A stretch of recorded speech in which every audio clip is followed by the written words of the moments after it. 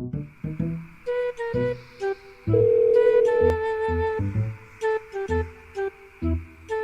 number you have dialed is currently busy.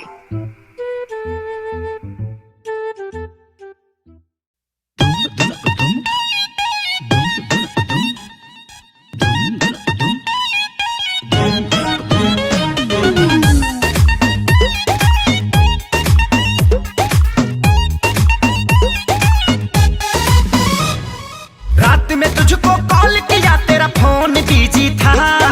इतना बता दे मुझसे ज्यादा कौन निजी था। लोन पे फोन लिया तब जाके तुम्हें दिया बात करने को। 28,000 के बिल भरी हो आ दूसरा के काबू बोलो। बेवफा बेहया बेशरम तेरी माँ। देखो गाड़ी मत, देखो गाड़ी मत, ए सोना सुनो ना, देखो गाड़ी मत, देखो गाड़ी मत।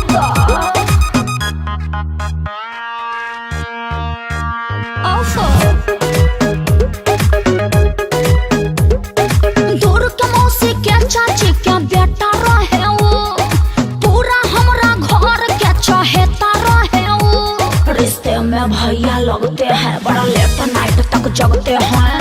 आ कभी कभी मन करता है तो फोन घुमा लेते हैं। तेरी मौसी के, तेरी चाची के, तेरी मौसी के चाची के बेटा बड़ा कूता है। क्या? अच्छी से तू बतिया रही मेरे पाँव का जूता ये है। क्या कहते हैं? लगावत तारू दूसरा से लासा, हमारा के दे तारू झांसा।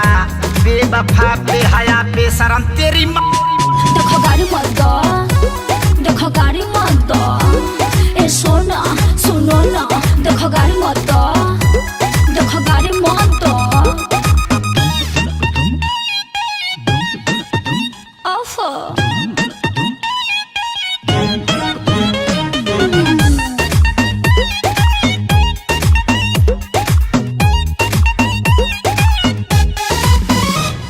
विद्या कसम खाता नी तो हिला भर हवा हा।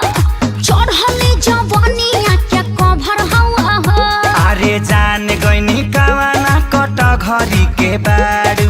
दिल के आराम नवा पर फेर देलू झाड़ू। एक काम कर, कहो सुबह सुबह तैयार हो जा, मिलने के लिए बेकरार हो जा। लिपस्टिक पाउडर थोड़ा सेंट मार के हमरा लगे झाड़ के।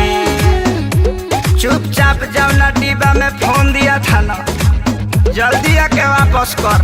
बेवफा बेहया बेशरम तोरी माँ। देखो गाड़ी मत दो, देखो गाड़ी मत दो, ए सोना सुनो ना, देखो गाड़ी मत दो, देखो गाड़ी मत दो।